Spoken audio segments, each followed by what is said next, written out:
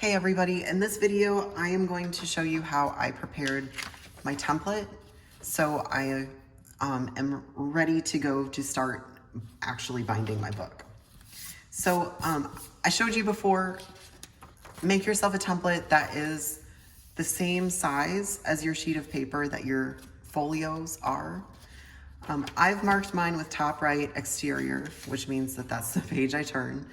And then my spine is going to be along this crease here. I've also marked top right folio interior, so in case I get turned around, I know exactly where this is supposed to go. For my book, which I've got my grocery bag cover and my folios all laid out. I'm only gonna put 4 series of stitches or 4 rows of stitches in. I probably could do more, but for the sake of this demo, I'm just gonna stick with 4. Although if I wanted to put another 2 in here, the same concepts would apply. Because remember, we're only working in pairs of stitches. So for this book, and kind of regardless of how many rows of stitches you want to put in, you want to make sure that your first row is not too far from the edge. This one is not very far. If I had started, say, like on this one, and this one didn't exist right here, I would be able to open my book wide this direction, and it just wouldn't be very stable. And it wouldn't be very durable either. This one's also fairly close in. These are both much smaller books, so I didn't have a lot of room for the design. This one's in about 1/2 inch. I'm kind of pushing it with my current design at 3/4 inch in, but I think it'll be all right. I don't think this book is gonna, rattle around in my purse or backpack or anything for too much, so I'm okay with pushing that dimension a little bit.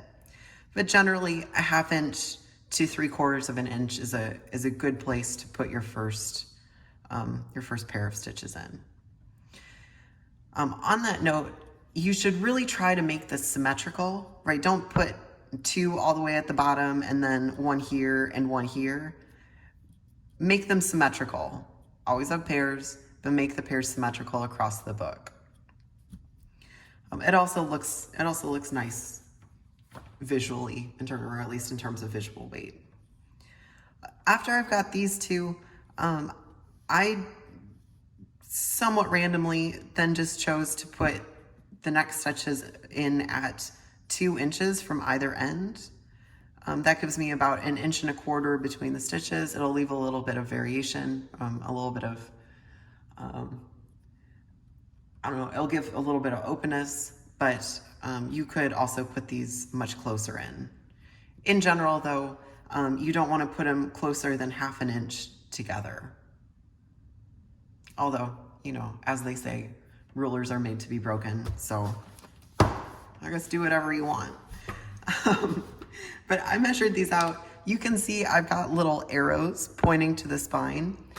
That is because I know that I'm going to take my awl or my nail, and this is where I will be punching holes. So I'm gonna do this through my folios here in a minute, but just so you know, this is where each hole gets punched. Get this out of the way. Because my book has the same front cover and back cover, it's really hard to see this, but I put an F in pencil on the front right corner. That way I know that this is always the top and this is always the front. If you get turned around, this is really important. I can pretty much guarantee you guys that no matter how carefully I measure these spaces out, this actual spacing from end to punch is gonna be different than this one. That's one of the beauties of the handmade. So it's really important that you make sure that your registration stays the same as you're punching everything. But I'm gonna go ahead and punch the holes in my folios. So I've got my first folio, I've got my cover wrapped around. I'm gonna open it up to the center. And then I'm gonna take, I've got my front right. I've got my top right. I'm gonna slide my template in here. Make sure everything lines up. And then, this is kind of tricky. I'm gonna pay really close attention to what I'm doing. I'm gonna scoot this over a bit so I don't hit my tripod. Without totally screwing up my alignment of my pages, I'm gonna take my nail or my awl and I'm going to go directly down through my crease. And I'm gonna try really hard to just sink it through all of the pages in one decisive press. One of the reasons we don't do super, super thick folios is because you wanna be able to punch through them without too much trouble or too much issue. So I'll take this out. You guys can see how pretty it looks now. I'll fold this back over and then you can actually see I've got 1, 2, 3, 4. I made it through all of them, so this part is set. Now, if I take this from my stack over here, this is my front, I'm gonna flip it over and set it to the side, aligned this way. And then I've got my stack here. I'm gonna pull my next folio over. I could always mark, if I have to step away for a second, I'm gonna put an F here so I know this is my front right. I'll open this up. Same thing, front, put my template in here, make sure everything's aligned.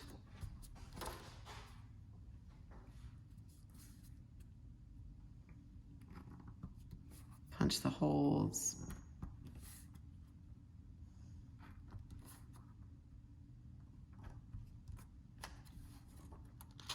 Take my template out, and like a machine, I'm gonna close my book and put it back onto the stack.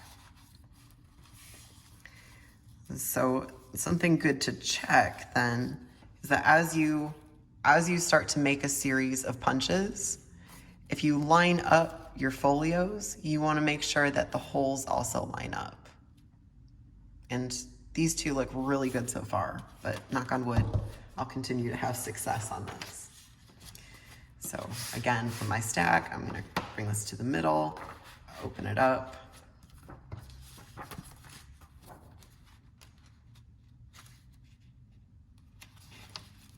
And I will go through each of these on camera just for the heck of it.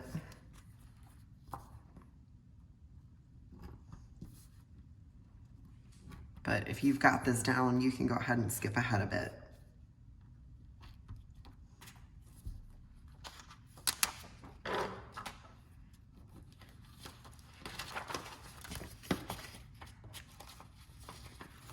Set it on the next one. 2 more.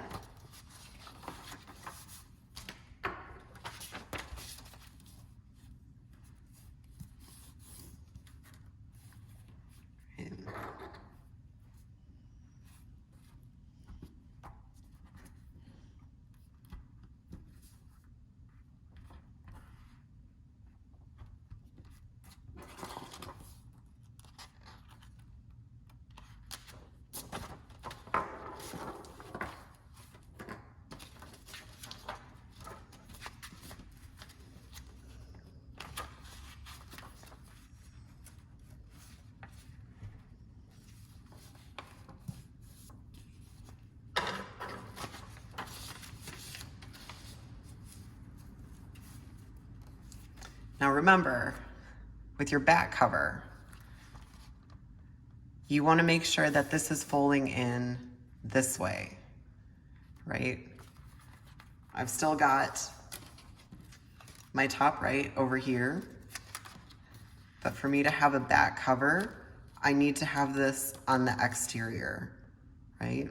It's a little bit tricky just make sure that you are continuing to work in the same orientation.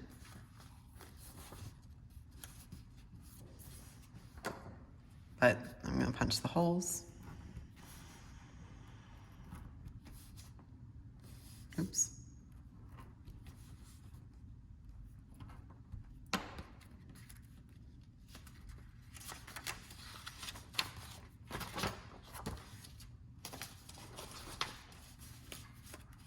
I'll go ahead and line this up and show you.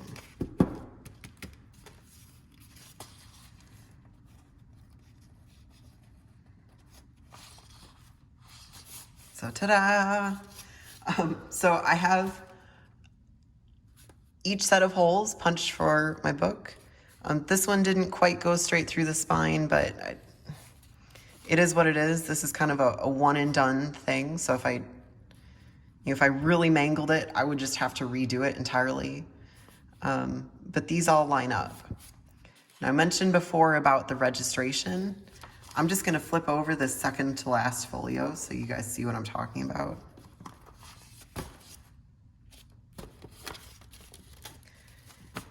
If one of my folios gets out of alignment, or I mentioned that my measuring probably wasn't 100% perfect, if my camera would focus, you would be able to see that this hole on this folio I flipped is not in line with the ones the rest of the way through.